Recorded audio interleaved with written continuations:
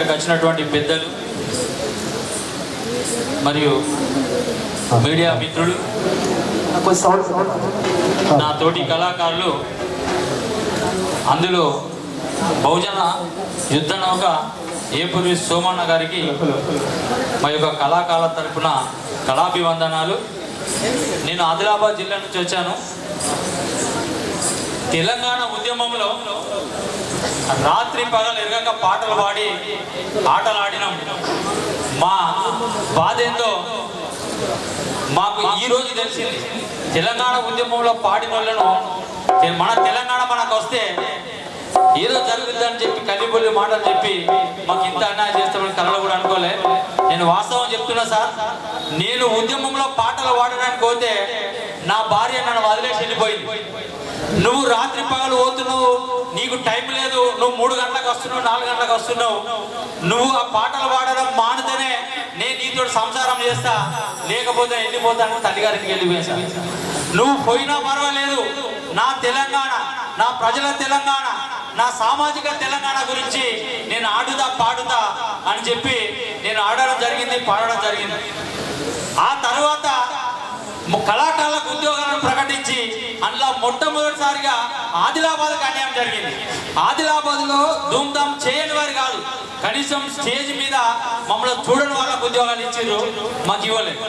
సరే ఇవ్వకపోతే ఇచ్చిన వాళ్ళకు కూడా చక్కగా జీతాలు ఇవ్వకుండా వాళ్ళకు నరక యాతన పెడుతున్నారు. ఇంకోటి ఏంటంటే, ఇప్పుడు మేము అన్న ఏదైతే సామాజిక తెలంగాణ గురించి అడిగేశాడో అన్నకు మేము ఎల్లవేళలా అండగా ఉంటాం. మన ప్రజలకు కావాల్సింది ఆట పాట, దానికి మనం అందరం కలిసి ముందుకెళ్ళాలి. అందుకే ఇప్పుడు తెలంగాణ వచ్చినాక వీళ్ళు ఆడే నాటకాలు ఏ విధంగా ఉన్నాయో చిన్న పాట రూపంగా నిపిస్తాను. అమ్మా మా తెలంగాణ మా ఆగమైతివమ్మా, తండ్రి బిడ్డ కొడుకు అల్లుడు చేతిలో పండివైతివమ్మా. అమ్మా మా తెలంగాణ మా ఆగమైతివమ్మా, తండ్రి బిడ్డ కొడుకు అల్లుడు చేతిలో పండివైతివమ్మా. అమ్మా మా తెలంగాణ మా ఆగమైతివమ్మా, తండ్రి బిడ్డ కొడుకు అల్లుడు చేతిలో పండివైతివమ్మా. అమ్మా మా తెలంగాణ మా ఆగమై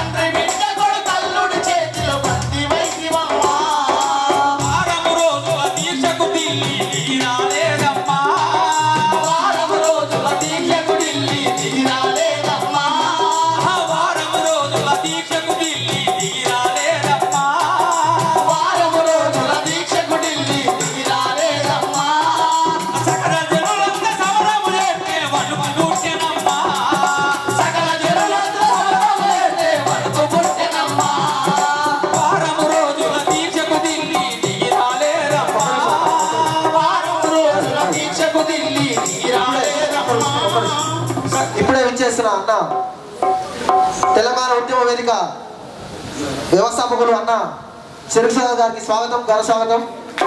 అసలు గట్టిగా చెప్పట్లేదు అన్న. మన ప్రోగ్రాం ఇప్పుడే స్టార్ట్ అయింది.